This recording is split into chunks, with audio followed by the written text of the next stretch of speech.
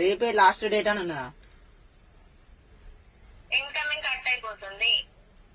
అక్క ప్లీజ్ అక్క నీ దండం పెడతా, కాలు మొక్కుతా. నా దగ్గర చిల్లికి అవ్వలేదు, నువ్వేంచక్క ప్లీజ్ అక్క నీ కాలు మొక్కుతా, నీకు దండం పెడతాను అక్క. నా సెల్లులో బ్యాలెన్స్ అయిపోయి 2 నెలలు అవుతుంది అక్క. ప్లీజ్ అక్క మీకు దండం పెడతా, కాలు మొక్కుతా. నా సిమ్ బ్లాక్ చేయకుర్రి, ఒక్కసారి రీఛార్జ్ చేయరు అక్క, మీకు కాలన్నా మొక్కుతా.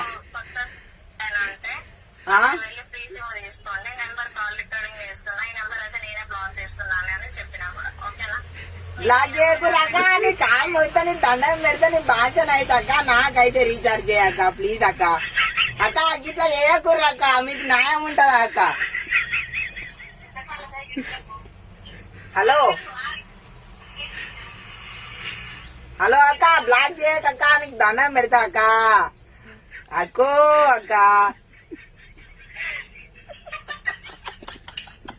అక్క నవ్వుడు కాదక్క, రీఛార్జ్ చేయక్క, నీకు దండం అనే పెడతా, నీకు పుణ్యం ఉంటదక్క.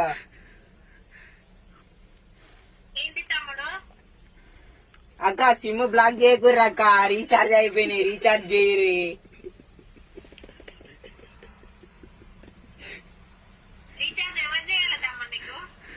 అక్క మీరు చేయర్రక్క ప్లీజ్ అక్క. సంత తమ్ముంది అనుకోర్రక్క, ఎందుకక్క ఇట్లా ఫోన్లు చేస్తారు, సిమ్ బ్లాక్ చేస్తానమని చెప్తారు కానీ రీఛార్జ్ మరి తమ్ముడు ఇట్లా కష్టాలలో ఉన్నాడని తమ్ముడికి రీఛార్జ్ చేయరక్క, ఇదేమన్నా న్యాయమేనా? రాఖీ కడితే మళ్ళా నువ్వు నా దగ్గరనే దొబ్బుకపోతావు కదా అక్క, అందులేముంటది చెప్పిగా.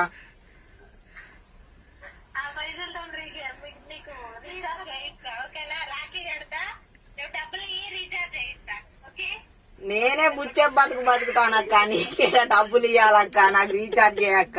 ఇది ఏందక్క టార్చరు?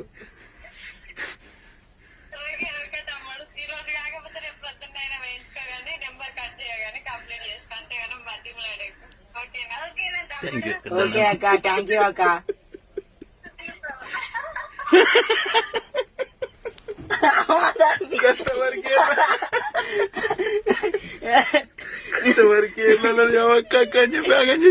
మెల్లమెల్ల డీల్ చేయాలి మరి. సిమ్ బ్లాక్ చేస్తే దగ్గర 5-6 నెలలు అవుతుంది, చిల్లి గవ్వ కూడా లేవు, బ్యాలెన్స్ కూడా మేస్తలేము.